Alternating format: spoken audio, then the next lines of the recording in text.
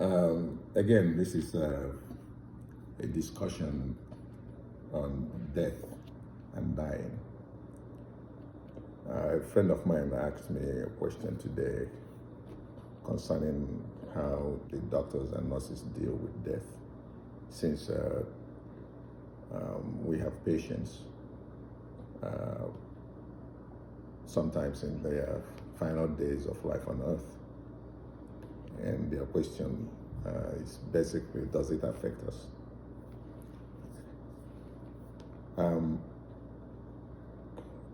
As another human being, we know there was a day I was born, and there's a day that I'm going to be gone from this physical planet. And I have made an effort to examine what life itself means. Where did I come from?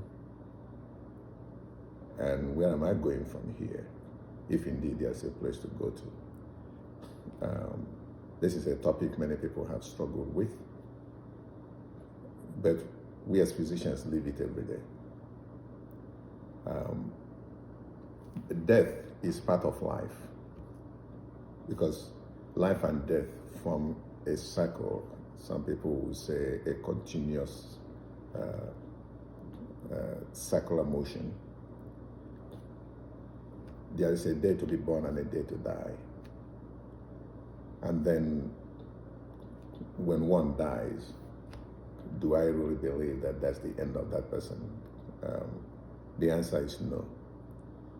Do I have scientific evidence under the microscope to prove it to you? The answer is no. But everything I believe, can they be shown under the microscope? The answer also is no. For instance, if we take the mind, a psychiatrist is one that has studied and perfected his career in the profession of psychiatry. And when you ask him what is psychiatry, he tells you it's the science of the mind. And so since science is things in general that can be reproduced and verified by empirical data, is there where I can verify that the mind exists under the microscope? The answer is no, but we do know that the mind exists. The Ebola virus, when it infects you, before you look under the microscope, can you see it? The answer is no. The COVID virus, can you see it? The answer is no, but if you look under the microscope, you will then see the Ebola virus or the COVID virus by those who are trained to recognize them, because I can be looking at Ebola virus and not even know what it is because I'm not a virologist. So that brings me to concept of metaphysics. Are there things that we don't understand if we study these things with tools that don't apply to them? The answer is yes. There is no way I'm going to understand death by applying the senses we have here on earth and science itself. Yet we see particularly doctors who have died, then they were resuscitated. Some died on the surgery table, some died in accident. And after they recovered from this concept of near-death experience, they're able to tell people what happened exactly the way they happened, even though they were unconscious. So it means that when they were unconscious, they were able to see things around them. Yet, those of us who were not dead believed at that time they were not conscious in physical terms to see nor feel anything. So there has to be a different sense by which they see these other things that actually happen, and they are reality. So for those who are spiritual, you would have heard that there was a man called Jesus who lived and died and came back to life. The one evidence I have that he actually lived is that today is December 26, 2022. So what it means is that today is the 26th day of the 12th month, 2022 years after Jesus died. So he couldn't have died unless he lived. Therefore, he lived. So now that I know he lived, I need to know a couple of things he said about death. One is that he said, I'm going back to my Father.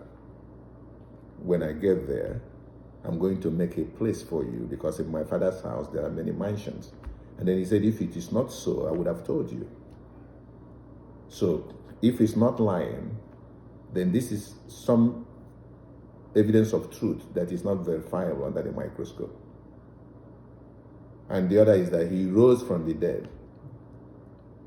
Do I have any empirical evidence to give you under the microscope that he rose from the dead? The answer is no. But he would take some miraculous genius to explain to me why these millions and billions of people on the planet Earth believe in what he said, even though he was a homeless man who had no home, no wife, no children, had no formal education. But today there are many people following him, in billions of people following him. So he must be somebody for us to hold on to what he preached. In terms of fear of death and how we deal with death as physicians, we are still human beings. So we feel the pain of our patients. But you have to bring other experiences that will help you comfort the patient who is dying without lying to them. If a patient had asked me once, does heaven exist? And if I use science, I would say no.